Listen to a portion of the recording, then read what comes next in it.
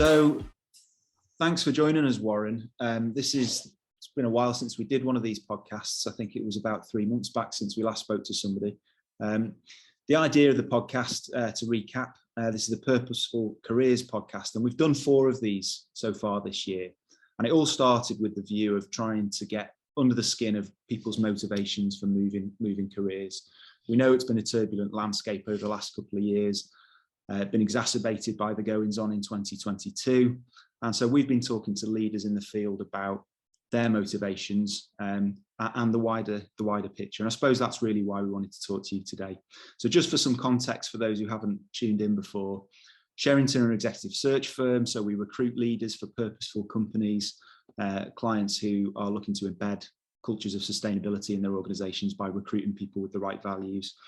And this is hopefully a relatively short conversation, but hopefully quite an interesting one, given some of the things that have been happening over the last couple of weeks. And we were just saying how even in the last week since I sent you these questions, the world seems to have changed, or at least in the domestic sense, our world seems to have changed quite significantly from an economic point of view. So without saying too much about that, I suppose I just wanted to start really with a bit of an introduction. So maybe just for the benefit of people on listening in, you could give a quick sort of heads up as to yourself, your role and your background. Thank you very much, Rob. For a moment then, I thought you were going to do the, for the benefit of the tape, and you confirm the name and address and why you're here today. But so big thank you for inviting me along.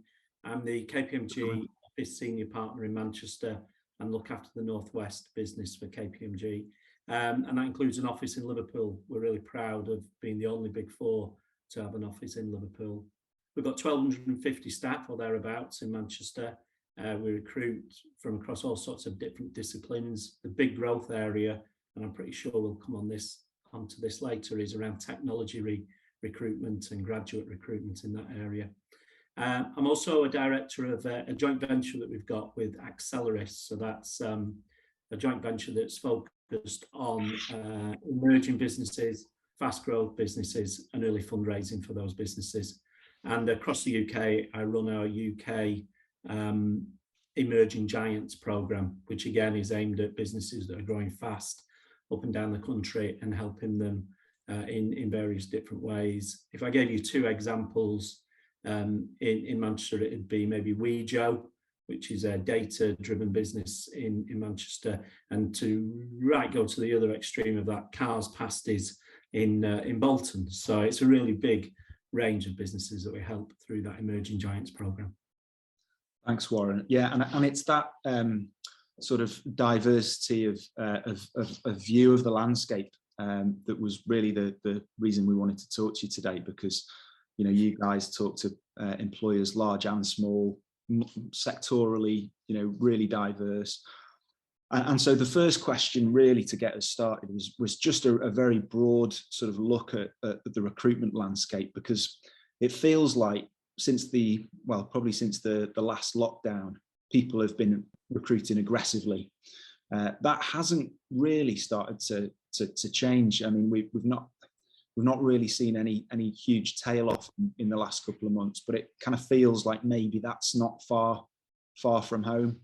But all year people have been talking about how difficult it is to recruit talent because of how competitive it's been and because of how many jobs are out there.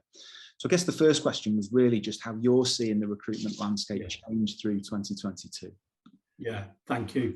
And I think for our benefit, for both of us, we should stress this is the 30th of September that we're talking, and it's 1:15 in the afternoon. So things may change, and we've all seen that volatility across the market and across the economy in the last week or so.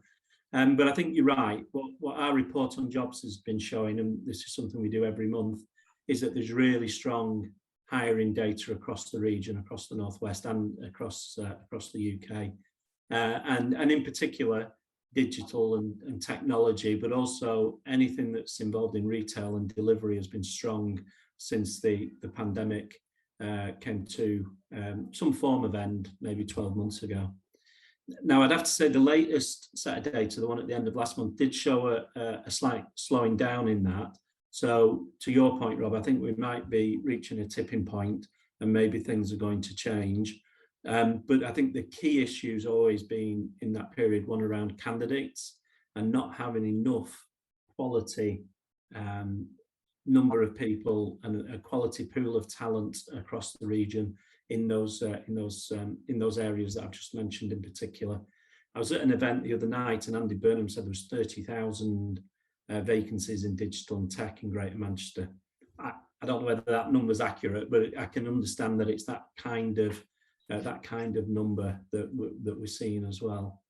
And then I think the other thing we're seeing is a real change in the world of work and how we all work. You know, it wasn't too long ago where I'd commute to Manchester every day or commute to a client every day. People don't need to do that now. You know, we've got the hybrid working, we've got people working from home, and also we've got businesses, because of that lack of quality resource, having to change their offer to attract people as well. And that might be a different offer with regards to additional benefits.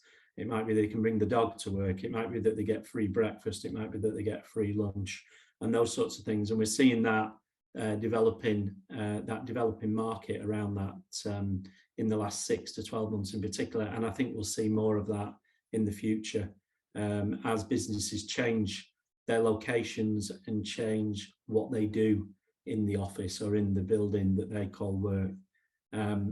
Not helped, of course, by the Great Resignation and however many million people after COVID not going back to work in the truest style or the way that they used to as well. I think as well there's a demand for skills learning from organisations and from individuals. Gone are the days where people seem to be quite happy to do a mundane job. They want something extra out of their work. They want to see that they're going to learn new skills and become more invested in their future and their role and their workplace as well. And to that level, the investment we're seeing is we're going to invest £44 million up and down the country in different things in our offices, whether we reshape those offices and redevelop them, as we've just finished in Liverpool, or in Manchester, where we're putting an ignition centre in, which will mean we can collaborate with clients better on the 13th floor of our offices. So we're expecting lots of investment, both from ourselves and others, to work differently, attract talent, and to get better outcomes for either ourselves or our clients as well. So a lot of change, and to the point we made earlier, maybe there's a tipping point in some of those changes as well. Yeah, it definitely feels like we're getting to that point now. It's been so buoyant for so long, and you know, as we know, nothing's permanent. You mentioned the Great Resignation there, and we spoke to the last contributors at great detail around this subject, because I suppose we were still very much in the thick of it. I suppose my next question is really just in the context of some of the drivers that might have been causing the Great Resignation. You touched on the idea of sort of the mundanity of some professions, and maybe just people being a little bit bored of and unfulfilled with some of the work that they might have been doing in the past pre-COVID. But then I'm also quite interested in the idea of this other group of people who may be looking at doing something different in their careers because they want to contribute to some of these global challenges that we're facing in society. You know, we've got war, we've got diseases, we've got food shortages, economic hardship, extreme weather caused by climate change. This confluence of major global challenges definitely seems to be influencing people's career choices to some degree. What are you seeing? Well, it's funny when you said war, pestilence, food shortages. I kept meaning to look at Revelations in the Bible and see what is next, because maybe that's a surer prediction of what's going to hit society next than anything else at the moment. So what are we seeing? Well, I think the first thing we see is technology and the growing influence of technology on careers, society, business models, etc. And that is massively linked to the themes of ES and G as well. So we're seeing that across our business, across our clients' business, and across the expectations of people who are joining us or our workforce. I was at an event a couple of days ago at UA92 where we were opening the digital hub there for their digital courses. And I thought the CEO, Sarah, made a really good point that all their degrees, all their training will include digital training now. And it's a massive change, even from a dozen years ago or 6 years ago, from what I've seen from my graduates when they've joined us. So I think that's a massive change that people now acknowledge. I think as well, we're embedding those elements of ESG in our firm. So we've talked about what the firm does in terms of the environment and society and governance and our role in that. And that is something that we get more and more probing questions from graduates and the younger folk that apply to join us. But actually, I think they then empower the more senior, the older people, and maybe the people who've been here longer, to start saying, well, yeah, why do we do that? And why don't we do things differently? So we're definitely seeing more intent around that, and we've had to react. And we're also helping our clients react to that as well. And we've got a program where we work with major universities. So I've mentioned one, but we also work with Leeds, Nottingham and Cambridge. And one of the things we're doing with Cambridge University is looking at that impact on ESG and what it means for businesses and staff in the future. So that's a program and a study that we're doing now. So we can see the importance of it. I'm not sure we've got all the answers, but we want to identify those answers and share it in the next 6 months. Well, it'll be fascinating to learn more once you've completed that. Yeah. There's a famous quote by the former CEO of Unilever, Paul Polman, who is, I suppose, one of the accepted thought leaders around the subject of sustainability and sustainable leadership. But he basically says that if you can't articulate what your organization's doing for the world, as in beyond one-dimensional focus on profit, then you have no reason for being as an organization. Yeah. And I think the same is possibly true to individuals when you're looking at what you're doing in your careers and your lives. So I guess this whole concept of purpose and impact, that it seemed to be higher on the agenda than ever, probably for the reasons that we touched on before, with the biblical references of war and pestilence and everything else. But genuinely, I suppose I'm keen to understand how you think purpose and impact are helping employers win talent these days versus the traditional carrots of pay and rewards, particularly in the context of what's unfolded over the last week and from an economic point of view. Yeah, I did like Paul Pullman's comment, and anyone who knows the history of Unilever and Port Sunlight and everything that went on there, and the way that it was built for the workers, and the park just near Bolton and Chorley as well, will know that he always had that in their history and in their heritage as well. I think that the thing that I would say is that our people are asking more and more around the impact. We've had a lot of internal discussion about the role of KPMG, what we do and why it's important, the purpose of our work. And more people want to work on those projects that aid society and help clients that are doing the right thing in society, whether it's clients where we're helping with cybersecurity projects that are stopping issues across the web that are affecting children, for instance, or whether it's working with police forces to build and develop better systems so they can be more successful with the bad guys. So we get lots of people who want to do that. And then in addition to that, I'm seeing, after a bit of a lull actually, pre-COVID, I'm seeing more and more of our teams doing something for a chosen charity or a chosen agency that they want to help with as well. And so they definitely do want to make that impact. We have a once a month Thursday drinks, and the number of people who come to those drinks spikes if we're doing something with a charity or with an agency that we're trying to help in the city centre. It definitely spikes by about 20-25%, and that's because people want to show that intent and want to help.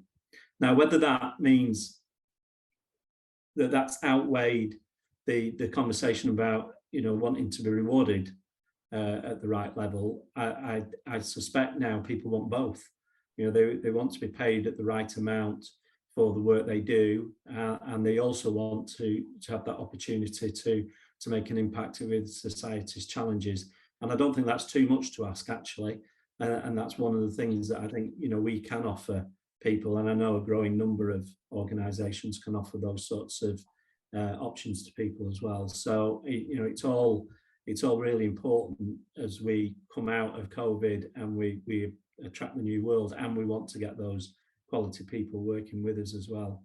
I think the other couple of things we do is we have a really good award. It's just next week, actually, Black Entrepreneurs Award, where we're making sure that we're helping, aiding, assisting Black entrepreneurs from across the UK. And we also do a lot of work with FTSE 50 and FTSE 100 women leaders as well, because we want to make sure that we can make an impact there. So that's just two examples. There's several others, but that is two examples. In fact, I will add one more if you don't mind, because it's a very Manchester one. The nearest high school to our office is Trinity High, and we've been doing some work with year 10 and year 11 students there, explaining to them, how the business world works, bringing them into our office and showing them what a modern office block looks like and how people work and what they're working on. And we've even had a couple of them, a cohort, go through our graduate recruitment case study, and funnily enough, do some fantastic results out of that as well.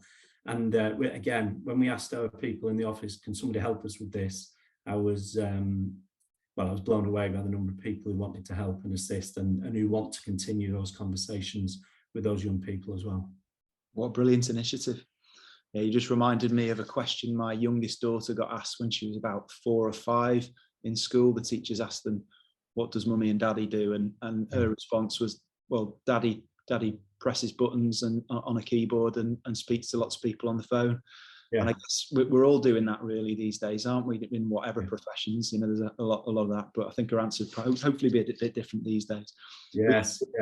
But just trying to give them some sort of indication as actually what goes on in a workplace at a young age is so important. Yeah, I've struggled with that. My son's 18. I think he's got more of an idea now. But I do remember him coming to do some work shadowing at work, probably 7 or 8 years ago. And on the train home, he said he just didn't understand why I would do it. Not what I did, but why. And it must be really boring. So I took the can of Coke that I just bought off him and said, you're not having that. Yeah, well, they're great at making you reflect, kids, aren't they? But I'm glad you brought it back to a sort of local context there, because my last question for you really, Warren, was around the northern picture, I suppose. I know you're based in Manchester. We're not far away over in Chester. And, there's been lots of talk made of levelling up. It does feel, though, that the Northern Powerhouse concept has been one that's been discussed for years. And I'm just really keen to know whether you think is it still a thing? Are we ever going to see the same focus on jobs and investment up here? Yeah, it's, again, we're at a tipping point, aren't we, Rob? Because I think analysis I've seen is nothing that has been said by government in the mini budget or since mentioned the Northern Powerhouse or mentioned levelling up. I seem to remember that Liz Truss made a comment about implementing the Northern Powerhouse rail development and investment, but I don't know about you, I'm at a loss now to describe what that really is. There's some scheme to take it from Warrington to somewhere halfway up the Pennines or something, so I'm at a loss to understand what that really means now. And yet any work that's been done around the Northern Powerhouse and levelling up across the north talks about that Trans-Pennine railway link needed between Liverpool and Hull, and it's such an important part of anything that could come out of that Northern Powerhouse framework. I think the other thing is I think the mayors have done well, and I think they should be now given a few more powers so that they can expand their involvement and their interests and their responsibility into other areas, so that we can benefit more from that devolution and that devolved power. And I think we're starting to see, thankfully, the mayors working together and partnering and coordinating their activity as well, which no doubt some of that's based on friendships and personal relationships, and that's fine, but it'd be great to see the extension and expansion of that as well, both across the north and maybe some of those other devolved cities up and down the country as well. I think that would be really important And it's 8 years, I believe, since the Northern Powerhouse term was first used. And if it's not going to be used in the future, if that's not something that government wants to do, then we need them to narrate and tell us what it is that we are focused on to make sure we can get that expansion and growth and development and investment into the north.